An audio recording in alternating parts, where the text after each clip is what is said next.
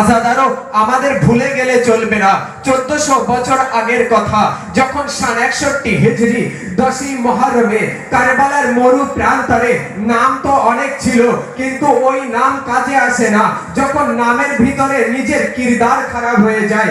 এই জন্য নামও পড়তে হয়, নামকে জানার সাথে সাথে তার কিরদারও বোঝার চেষ্টা করতে হয়। যদি নাম জানলেন কিরদার জানলেন না, তো হাটে বাজারে তার নাম শুনে প্রশংসা করলেন, কিন্তু হাকিকাত যে তার কিরদার জানে সে তখন আপনাকে একদিন না একদিন বলবে, ভাই যে লোকের নাম নিয়ে তুমি এত প্রশংসা করছো, জানো তার হাকিকাত কি? বলবে তার হাকিকাত কি? বলবে জানো সে এমন জায়গায় একটি চুরি করেছিল, গ্রামের লোক তাকে ধরেছিল, ধরার পরে তাকে খুব বহুত মার মেরেছিল, তাকে রক্তাক্ত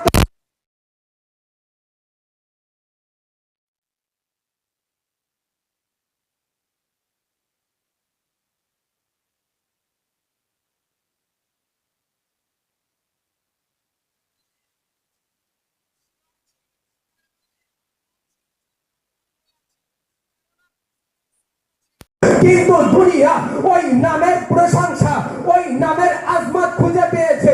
সেটি ভালো কিরদারওয়ালা ছিল না ভালো আখলাকওয়ালা ছিল, পবিত্র ছিল না অপবিত্র ছিল, কখন পেয়েছে? ওই সময় পেয়েছে যখন আস্তে আশুর এসে গিয়েছে। আস্তে আশুর আসার পরে দুনিয়া জানতে পেরেছে যে ইয়েজিদীয়দের কিরদার কেমন, ইয়েজিদীয়দের আখলাক কেমন, ইয়েজিদীয়দের ব্যবহার কেমন। এতদিন তো তারা তাদের নাম জানতো, আজ তাদের কিরদারও জেনে গিয়েছে। হ্যাঁ জানানো তারে বাতুলকে একবার বুঝুন, যখন ফাতেমাতু জাহরার ঘরে এমনই কিছু নাম নিয়ে দুশমনরা নবীর একমাত্র কন্যা মা ফাতেমাতু জাহরা সালামুল্লাহ আলাইহার ঘরে আগুন নিয়ে এসেছে। কোন ফাতেমা? বিশ্বের সমস্ত নারীদের জান্নাতের নেত্রী ফাতেমা। যে ফাতেমার অনুমতি না পেলে, যে ফাতেমার সার্টিফিকেট না পেলে কোন নারী, কায়নাতের কোন নারী, কোন মহিলা জান্নাতে যেতে পারবে না, স্বর্গে যেতে পারবে না। তার নাম ফাতেমা, যার নামকে আল্লাহ এত আজিম স্থানে রেখেছিলেন, জানাকে আনার জন্য বাবা রাহমাতুল লিল আলামিনকে সেই স্থান পর্যন্ত পৌঁছাতে হয়েছিল। সালাওয়াতুল মুহাম্মদ ওয়া আলি মুহাম্মদ। কিন্তু দুনিয়ার কাছে ওই সময় পর্যন্ত ওই মানুষদেরকে স্থান আজমতওয়ালা ছিল, কিন্তু যারা তাদেরকে ভালোবাসে তাদের কাছে তাদের ভালো লাগার আছে, কিন্তু তারা আজও তাদেরকে রাজি আল্লাহ বলে, আমাদেরকে ভালো লাগে না। এই জন্য আমরা কাতিলানে ফাতেমাতু জাহরা মারি, জাহরার কাতিল মারি। এই কথাটি প্রকাশ্য বলুন আপনি, তবেই আপনার ইবাদত কবুল হবে, নতুবা কবুল হবে না। কারণ জাহরা এমনই একটি নাম আছে যে নাম যদি পঞ্জতন থেকে বাদ যায় তো পঞ্জতন সম্পূর্ণ থেকে যায়। সালাওয়াত বলুন বার মুহাম্মদ ওয়া আলি মুহাম্মদ। এই জন্য তাদের ভালো লাগে, তাই তারা আল্লাহর কাছে তার জন্য শেফাআত চায়, মাবুদ ওদেরকে ক্ষমা করে দাও। আর আমরা বলি মাবুদ আপনার তরফ থেকেও লানাত হোক আর আমাদের তরফ থেকেও লানাত হোক। দুশমনানে জাহরা, অবশ্যই জাহরার কাতিলদেরকে চিনতে হবে, জানতে হবে, অবশ্যই প্রয়োজন আছে। কিন্তু আপনারা মনে রাখবেন, সর্বদা সব জায়গায় সমস্ত সমস্যার সমাধানের জন্য তৃতীয় ব্যক্তির ভালো হওয়া দরকার। যে বিচার করবে বিচারককে ভালো হওয়া দরকার। যদি বিচারক ভালো না হয় তো সুবিচার পাবে না মানুষ। হ্যাঁ অবশ্যই প্রয়োজন আছে। এই জন্য কে কোন এক নবীর জামানায় একটি কুয়ো ছিল, যে কুয়া থেকে সেই এলাকার সবাই পানি পান করত। এখন যারা সেই কুয়োটি যাদের অধীনে ছিল, যারা দেখভাল করত, সেই অধীনদারদের মধ্যে একজন গিয়ে একটি খেজুর গাছ লাগিয়েছিল কুয়ো থেকে একটু দূরে। মনে করুন 2-4 হাত দূরে কুয়ো থেকে একটা খেজুর গাছ লাগিয়েছে। ওই দেখার পরে আরো একজন ব্যক্তি গিয়ে, যেহেতু সবাই মিলে দেখভাল করে, 2 পরিবারের লোক, মাঝখানে কুয়োটি। তো সে আরো একটি খেজুর গাছ দিয়ে কুয়োর সাইডে মানে কুয়োর ধারে গিয়ে লাগিয়েছে। এখন এলাকাবাসী যারা পানি নিতে গিয়েছে, গাছটি তখন তাদের গায়ে লেগে যাচ্ছে। যখন এই গাছ তাদের গায়ে লাগছে, যে এই গাছটি কুয়োর সাইডে একদম ধারে লাগিয়েছে, সে সেই লোকদেরকে উল্টো পাল্টা বলছে, তোমরা যখন পানিটি নিচ্ছ একটু দেখে শুনে নিতে পারছো না? আমার গাছের গা তোমাদের গায়ের সাথে লেগে যাচ্ছে, আমার গাছের ডাল তোমাদের গায়ের সাথে লেগে যাচ্ছে, তোমরা একটু ভালোভাবে পানি নাও। এই মতো অবস্থায় কথা কাটাকাটি হচ্ছে, ঝগড়া হচ্ছে। বাস আমি বিস্তারিত করতে চাই না। ঝগড়া হচ্ছে। যখন ঝগড়া বেঁধে গিয়েছে, দূর থেকে এক ব্যক্তি পানি নেওয়ার সল করে এসেছে, কে যাই ওদের মধ্যে ঝগড়া কেন হচ্ছে, যদি আমার কথায় ওরা মিটে যায় তাহলে ভালো হবে। যখন সেই ব্যক্তি নুরানি চেহারা এক ব্যক্তি, বয়স্ক ব্যক্তি এসেছেন, আসার পরে বললেন, ভাই সকল তোমরা ঝগড়া করছো কেন? বলছে, দেখুন না ভাই, এই ব্যাপার, এখানে এই কারণে ঝগড়া হচ্ছে।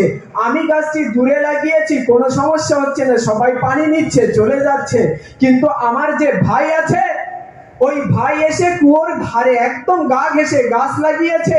মানুষ যখন পানি নিতে আসছে, তো গাছের ডাল তাদের গায়ে লাগছে। যখন গাছের ডাল তাদের গায়ে লাগছে, তখন আমার ভাইয়ের কিছু সমস্যা হচ্ছে, যে আমার গাছের গায়ে লাগছে তোমাদের শরীরের অংশ, সমস্যা হচ্ছে। বলছে, দেখো একটি ছোটখাটো ব্যাপার নিয়ে তোমরা ঝামেলা করো না, আমি এখনই সমাধান করে দিচ্ছি। বলার পরে যে কুয়োর গা ঘেঁষে লাগিয়েছিল তাকে বলছে, একটু দূরে চলো। যেই গিয়েছে, বলছে, এই যে খেজুর গাছটি দেখছো, ছোট একটি খেজুর গাছ যার ডালপালা চতুর্দিকে ছড়িয়ে আছে, বলছে, হ্যাঁ দেখছি।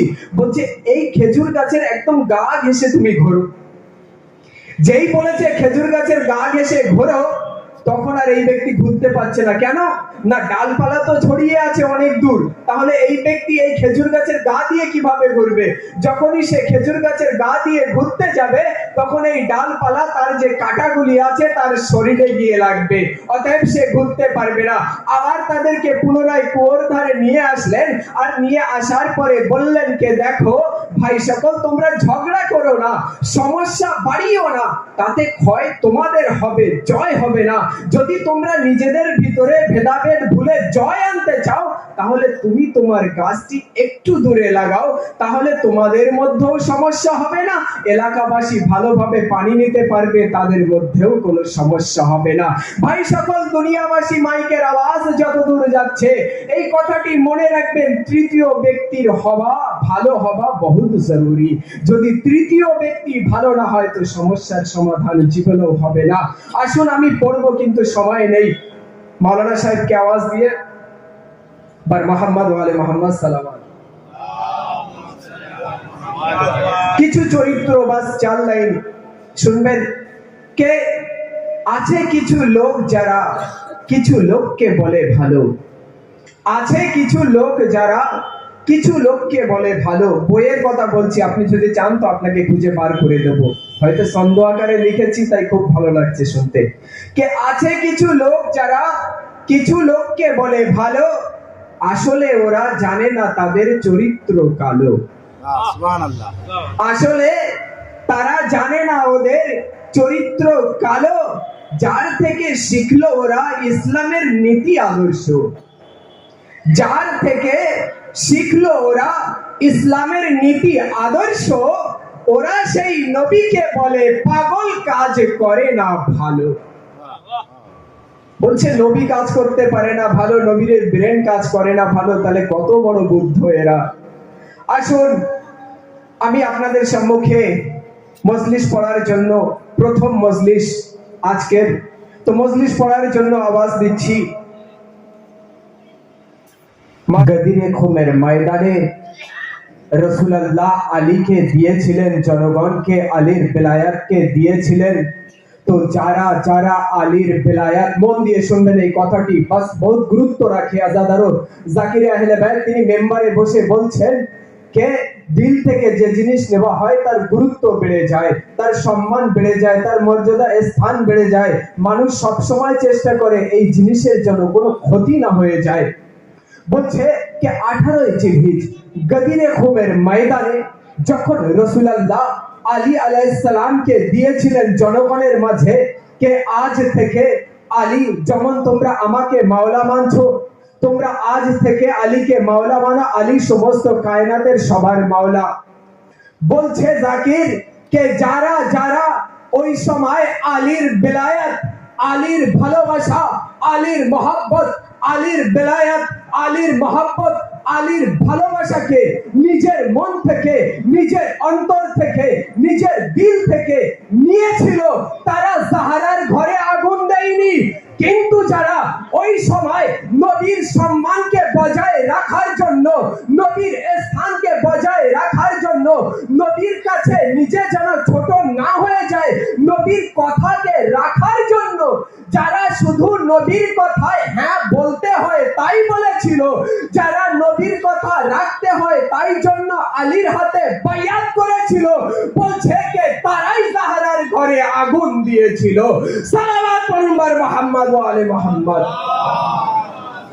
মনে হয় কিছু না হলে এতটুকু পরিষ্কার হয়েছে মাওলানা সাহেব যেটি আপনাদের খেদমতে বোঝাতে চেয়েছেন কে মা জাহরার ঘরে কারা আগুন দিয়েছে, বাস এতটুকু শুনবেন আজাদারো কে वो इंसान इंसान ही नहीं जिसका काम अच्छा नहीं, वो इंसान इंसान ही नहीं जिसका काम अच्छा नहीं, वो किसी काम का भी नहीं जिस पर ज़हरा राजी नहीं, वो किसी काम তোমরা বাঁচাতে পারবে না, হয় পালিয়ে যা না হয় সত্য কথা বলে যা, জাহরার কাতিলকে মোরা লুকাতে দেব না, জাহরার কাতিলকে মোরা লুকাতে দেব না। আসুন এরই সাথে সাথে আমি আওয়াজ দিচ্ছি খুব সম্মানের সহিত হুজ্জাতুল ইসলাম ওয়াল মুসলিমিন আলী জনাব মাওলানা সৈয়দ মুসাহাব রেজা নকবী সাহেবকে কলকাতা থেকে এসেছেন, তার সম্মানের জন্য একবার উচ্চ আওয়াজে দরুদ শরীফ পড়ুন বার মুহাম্মদ ওয়া আলে মুহাম্মদ সাল্লাল্লাহু